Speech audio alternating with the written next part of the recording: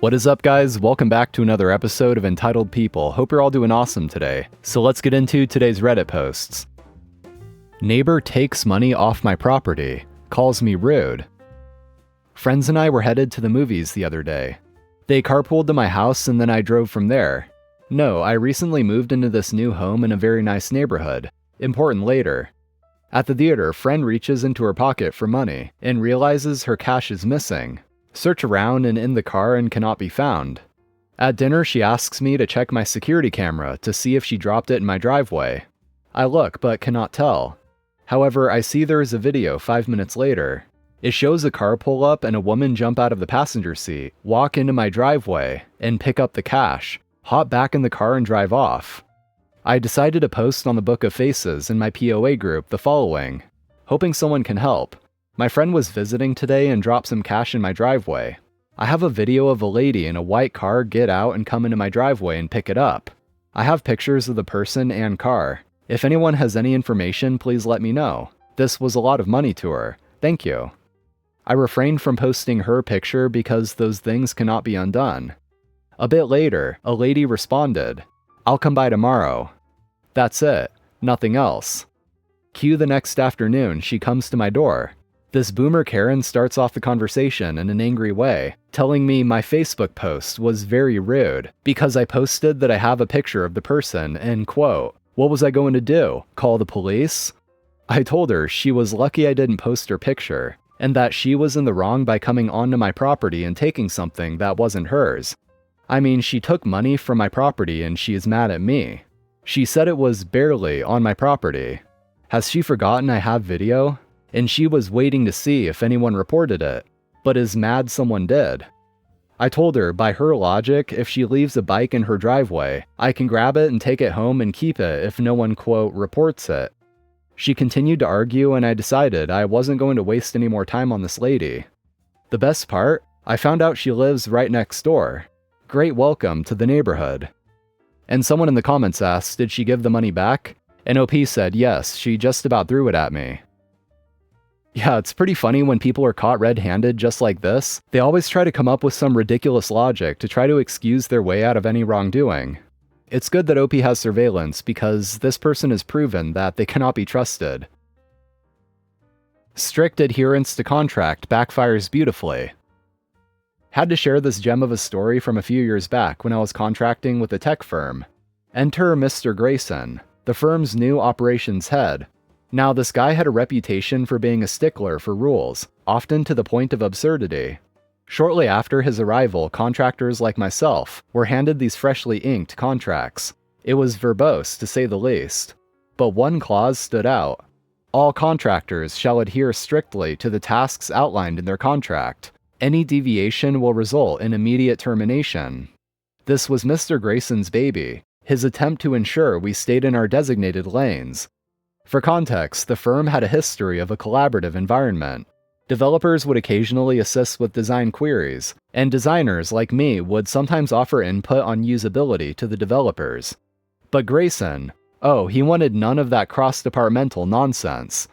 Now on to the malicious compliance. A big project was on the horizon, and midway the development team hit a snag. They identified a design flaw, something my team could have fixed in an hour or two. However, helping them wasn't in my contract. So I sat back, sipped my coffee, and watched the drama unfold. The developers, bound by their contracts, spent days trying to engineer their way around a problem that wasn't theirs to solve. The project timeline got stretched, costs increased, and frustrations bubbled. The climax? A big meeting with higher-ups where Grayson had to explain the delays. When the design flaw was brought up, all eyes turned to me. I simply slid a copy of my contract across the table and highlighted the strict adherence clause. I recall the deafening silence in the room, broken only by Grayson's stammering. In the aftermath, Grayson's strict contract idea was trashed. Collaboration resumed, the project got back on track, and our dear Mr. Grayson, he was reassigned to a different department, far away from meddling with contracts. No longer allowed to walk through or hang out in your garden? Guess I'll break into your house and threaten to set it on fire. My grandmother lives in the countryside at the end of a very long lane in a valley, and has owned 3 acres of land around her house for the past 30 years. She is essentially bedbound and is no longer capable of caring for the land she owns, but she has had a gardener for around 10 years, or so we thought. Me and my family live on the other side of the country, and we were unable to visit her for 9 years, but frequently call her to make sure she's doing okay and order her anything she needs. One day she didn't answer the phone, and the police found her on the floor, several windows smashed, greenhouse in shards, and lots of broken plant pots. Local teens had decided to start destroying the property for fun, and my grandmother fell, scaring them off, and was unable to get back up. We traveled to her last year after this incident occurred, and found the property looking like a mini forest or woods. Her gardener had fallen ill years ago and she hadn't told us, and therefore the land became heavily overgrown. This meant that many dog walkers, cyclists, tourists, and holidaymakers had become used to walking through her property, as well as the local groups of teens who had used her bottom garden as their place to hang out. Over the past few months, we've been clearing away all the overgrowth to make it look like a garden again. In this time, many people have tried walking their usual routes, to which we have said this is actually private property, and the official footpath is a few hundred meters down the road. Some accepted this without problem. Others fought us with comments such as, "But we have been walking this way for years, you don't have the right to tell us to leave," and tried to force their way past us. We were understanding as the land did look heavily overgrown, but it is in fact private property, and we needed to keep my grandmother safe. At night, we had to call the police on an aggressive group of teens who had set a small campfire in her garden and wouldn't leave, but due to a lack of a clear fence and signage, they were let go almost immediately. Fair enough. So we set up a fence all the way around the property with signs and CCTV by the house to enforce the fact that the land was owned and people needed to keep out. 2 weeks later, we found this fence had been pulled out of the ground completely in some places. The private property signs had been written on and partially set on fire. Lots of aggressive comments and bad language was written on them, along with, "Your house is next." The night after we discovered this, we caught a group of teens right up next to the house, and my grandmother heard them debating how they were going to break in to see what they could steal. They were going to throw a garden chair through the conservatory window, but my grandmother started screaming her head off at them, which woke us up and scared them off. We have them on CCTV and have passed it on to the police, but we don't know if they're the same group as the ones who set fire to the fence. The property now looks more owned and cared for, but even so, these groups of teens still keep coming onto the property and breaking stuff and setting fires. We are in the process of getting the CCTV set up so that it covers the whole property, not just the house, so that we have proof for the police. But we are only able to stay at hers every other weekend or so, because we all work, and because of the distance, progress is slow. I'm so scared that I'm going to get a phone call saying the house has been set on fire like they threatened, or my grandmother has been hurt because of these entitled teens who think they can keep doing what they like on the property regardless of fences, signs, and police involvement, just because they've been hanging out there for years. And my grandmother physically can't stop them, and we can't be there for long enough periods of time to keep them off the property permanently. OP goes on to give a bit more details in the comments. They can't be sure that the kids we caught on camera by the house are the same ones who vandalized the fence, which is why the extra CCTV is the next step. If they're caught on camera, then the police can do something about it. She does have someone visit her every day at midday, and she does also have a fall alert bracelet now. We do have a carer, but she can only stay for a few hours around midday to cook and help wash my grandma, but she can't stay overnight, which is when most of the issues occur, and we can't afford someone full-time yet. A commenter asked, are the police aware of the threats? Could they be asked to patrol that area more frequently just in case? The police are aware, and we have the personal phone numbers of one of the officers as a just in case. One issue is how far out her property is. It's not an area you can get to easily or quickly by road. And for extra context, OP also says it's in the UK.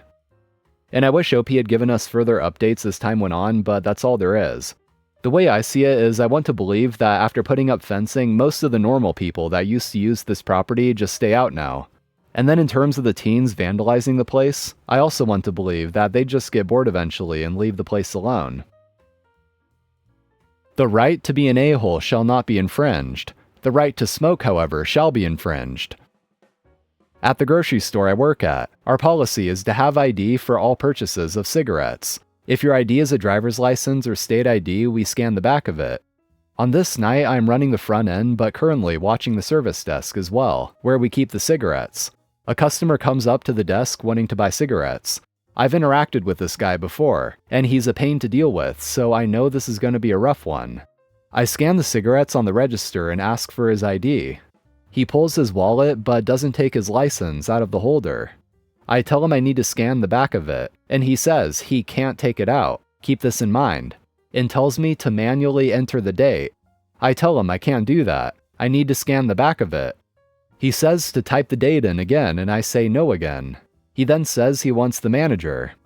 The store manager is not there, so I page the assistant manager up and let him deal with it. The guy talks to him, and the assistant manager backs me up, telling him I need to scan the back of it. The guy proceeds to go off on him. Among the highlights of his rant, he would pull it out for a state trooper, but not me, effectively saying he was lying to me when he said he couldn't take it out. Whenever he goes to a different store, they type the date in, to which we all wondered why he didn't go there. Having to scan the ID was an infringement on his rights, somehow. He ended his rant by threatening to sue us and stormed out. We all laughed and went about our business. But wait, there's more. About 40 minutes later, we get a phone call. The desk clerk picks up and it's from a customer wanting to talk to the store manager. The assistant manager is left, so she pages up our nighttime person in charge, who witnessed the previous interaction, who comes up, picks up the phone, listens for a minute, then points at me and mouths, "Your guy." Yes, this guy called the store to further complain, saying I had singled him out. Throwing a tantrum while you're the only customer at the desk will tend to draw attention to yourself. The person in charge told me a further 4 times that I had to scan the back of it, and he wanted, quote, an appointment with the manager. The person in charge gave the manager's name and said when he'd be in next, then hung up. We laughed some more and went back to work. When I came in the next day, I asked if anyone had called complaining about me, but they said no, so I guess the guy gave up. And that is all for today. Thanks for watching, I appreciate it. If you enjoyed, make sure to leave a like and also subscribe if you haven't already. So take care and I'll see you next time.